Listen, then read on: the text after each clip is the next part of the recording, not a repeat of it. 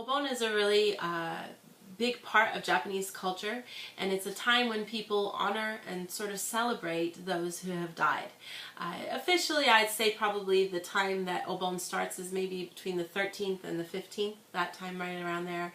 But when people take time off from work and when they do things kind of varies. It's all around this time of year. It's a kind of a difficult thing to explain, and it's got so many different religions kind of all meshed into it to make it, with Buddhism and Shintoism and all that stuff kind of mixed into it, and then just what it is modern-wise as a cultural thing that people do. During this time of year, it's common for families to go back to their homes where their ancestors are buried, and you go to the grave and you clean the grave and you leave flowers and treats and things like that, and people pray and just generally kind of, do anything to reconnect with those people.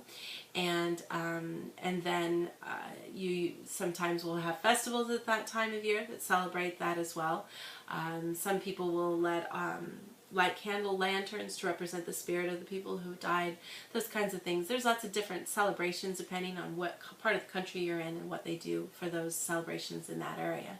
But it is, sort of a unique thing, and it's not really like a sad thing or anything, but it is, there's a whole elaborate process to when somebody dies in Japan, and, the first year anniversary of a death and the 7th year anniversary of a death, and when someone has died, and people sometimes get these really beautiful, colorful lamps that twist and turn and set off all this beautiful light to kind of honor the spirit of the person who's died. If you see those in the stores in August, you're like, wow, these are really pretty. What are these for?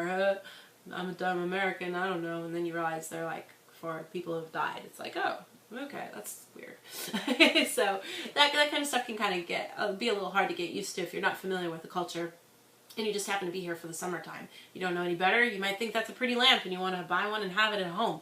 But yeah, that's not for that kind of stuff. So, but it's a big kind of time, and it's weird because the time when people think in Japan that spirits walk and that you might be afraid of ghosts is in the summer, which I suppose kind of makes sense in the sense that the winter is nice and fun to be outside. It's warm.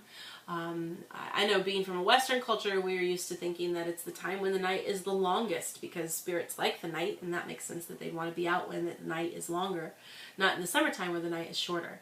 But this is the time for horror movies, scary stories, haunted houses, all those things kind of happen at this time of year in the summer, kind of coinciding with Obon. So you get all that kind of mixed kind of things with the popular culture, as where, well, shows like Ring and stuff like that are, really spooky and scary. The dramas that are during the summertime are usually kind of either summer romance, fun kinds of things, or scary stuff. So you get kind of all that kind of mixed up together at this time of year. But